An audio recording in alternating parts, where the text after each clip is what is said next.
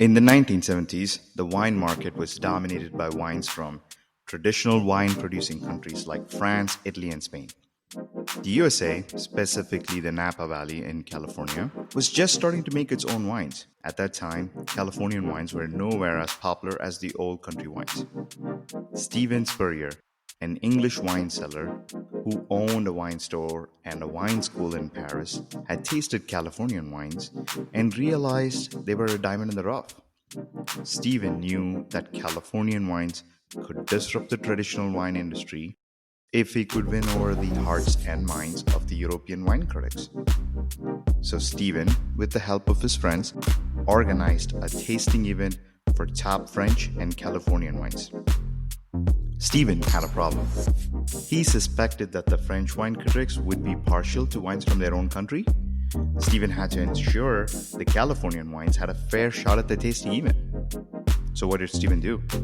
Well, in a stroke of marketing genius, Stephen changed the wine tasting test from an open taste test to a blind taste test at the last minute.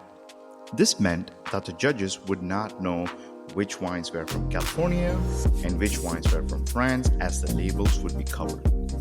On May 24th, 1976, at the Intercontinental Hotel in Paris, 9 judges, all French, gathered for the blind tasting test.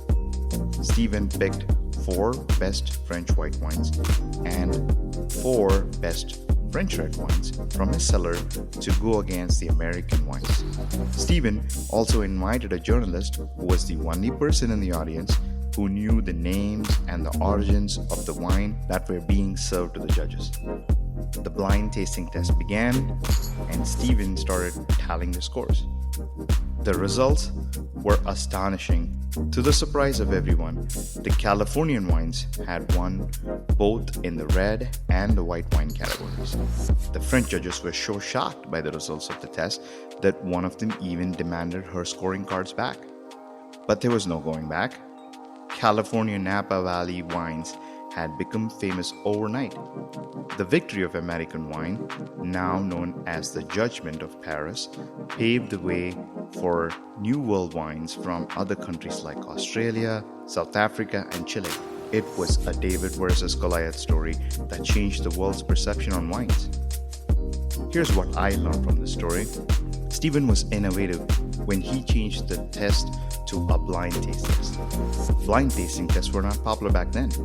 He had the foresight to anticipate how the panel of French judges may react to wines from outside of France and took proactive action to level the field for the American wines. He was also a clever marketer.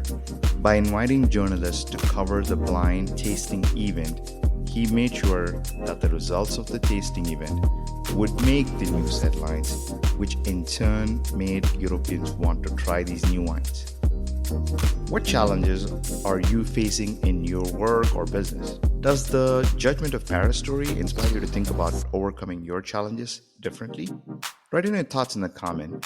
If you like the story, stay connected with this channel for more